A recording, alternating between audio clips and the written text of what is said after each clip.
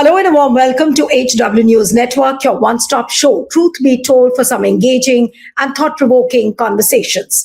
Now, Trump had addressed the nation in a 20 minutes televised address. And what were the big points? It was a 20-minute speech this early morning, according to the India time. It was around 6:30 a.m., where he said that Iran no longer poses a significant threat, asserting that US holds the upper hand as its military campaign nears completion. He reiterated that US forces are close to wrapping up their objectives in the conflict. We are on track to complete all of America's military objectives. This is what he said very, very shortly. Then he talks about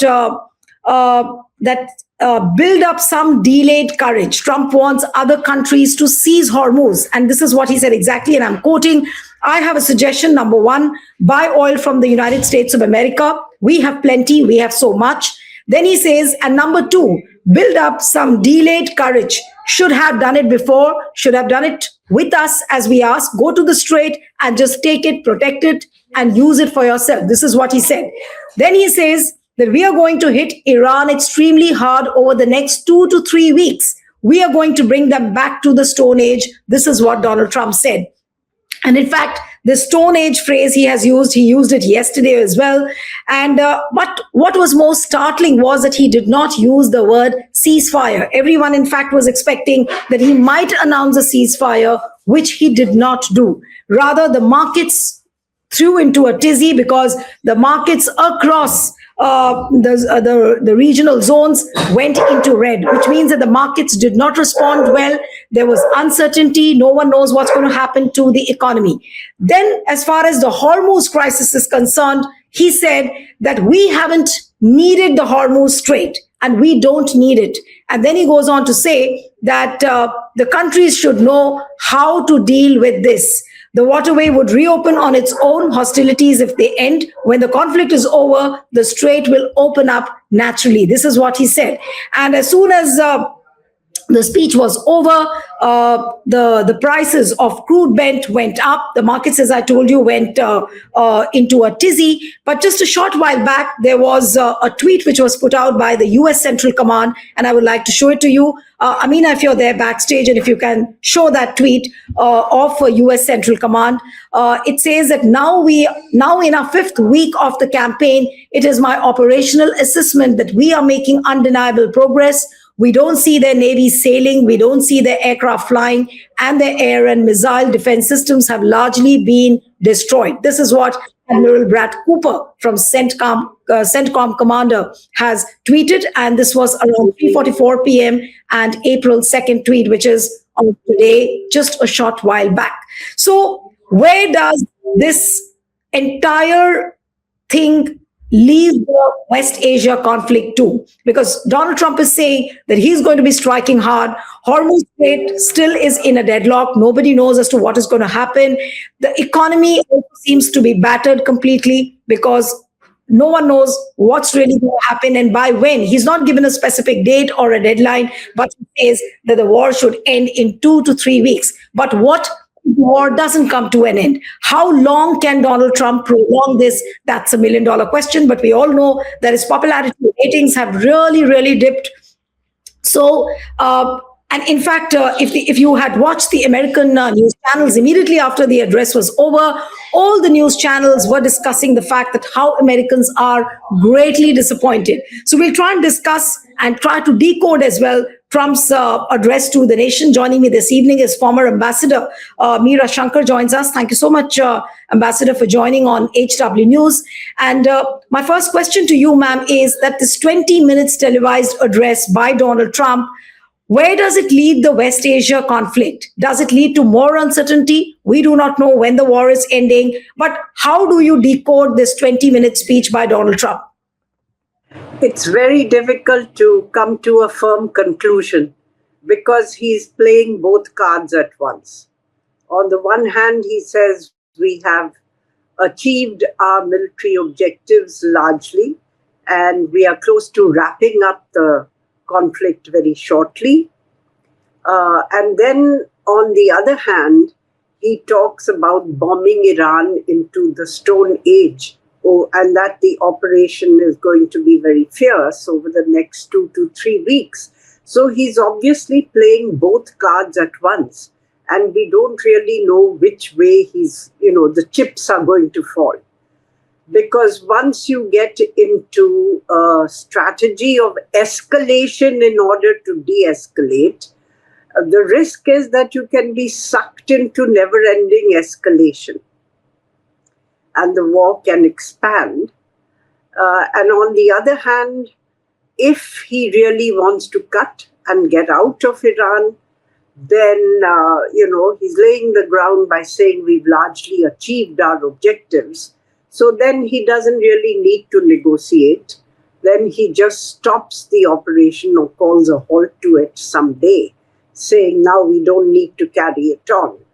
And while the expectation was that in return for this, there will be some negotiated opening of the Strait of Hormuz, I am not sure that this will happen.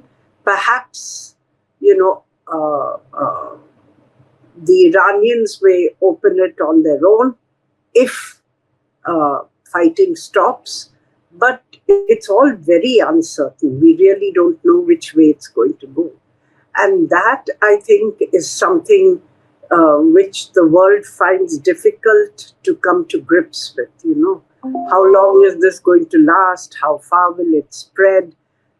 How long will the Strait of Hormuz remain closed? All these are, at the moment, unpredictable.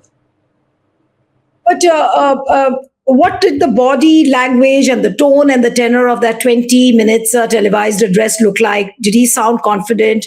Did he sound more confused? People were saying, and I also saw a few channels like Fox News, and they were saying that generally Donald Trump has a tendency of giving long speeches, especially with an open mic like this, but he restricted himself to a 20-minute speech only. So what does that go to show? Did he look nervous? Did he look anxious about what he was going to say?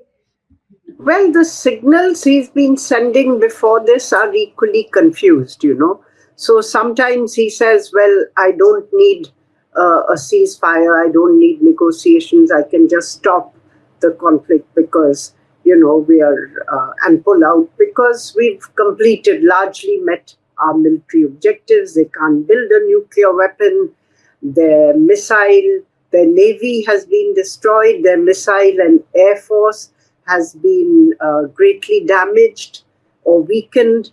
So now we are very close to meeting our objectives. And then he says that we have brought about regime change also. Because now there's a new regime, which is not true. It is the same regime.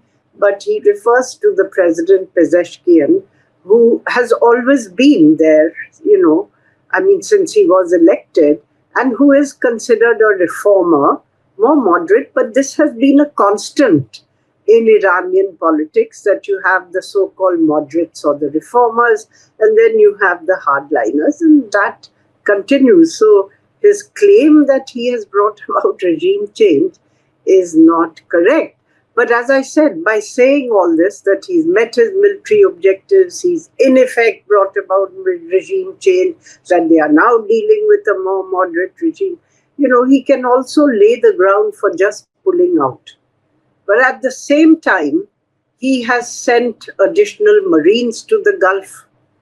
He has sent additional expeditionary airborne forces to the Gulf. And so there's some speculation that they may try to capture either Karg Island, which is Iran's largest outlet for oil exports. Almost over 90% of their oil exports go through Karg, or seize, the Abu Musa Island or the two Tomb Islands at the mouth of the Strait of Hormuz. These used to belong to UAE. It's a rather complicated story. Iran claims that it belonged to them, but then the British took them over, and then then gave them to the UAE. And then during the Shah of Iran's time, actually, just before the UAE came into existence, actually, the Shah recaptured those islands and took them back to Iran. So one doesn't know if this is going to be their strategy, to capture something which is of economic importance to Iran and which will squeeze them. But it's not going to be easy because Iran is well fortified near the island, even if, and they have a population on the island, they have, soldiers and others on the island, and along the shores overlooking the island, they're quite well fortified. But also the fact that what is going to happen to how will the Hormuz crisis be resolved? Donald Trump, on one hand, says that he's going to be striking hard. Now, does striking hard actually mean that he'll be able to capture Hormuz or the Karg Island, or is he going in for the ground invasion? That is something which is still not very clear. The Iranians have threatened that every last soldier of the US will be killed if they attempt a ground invasion.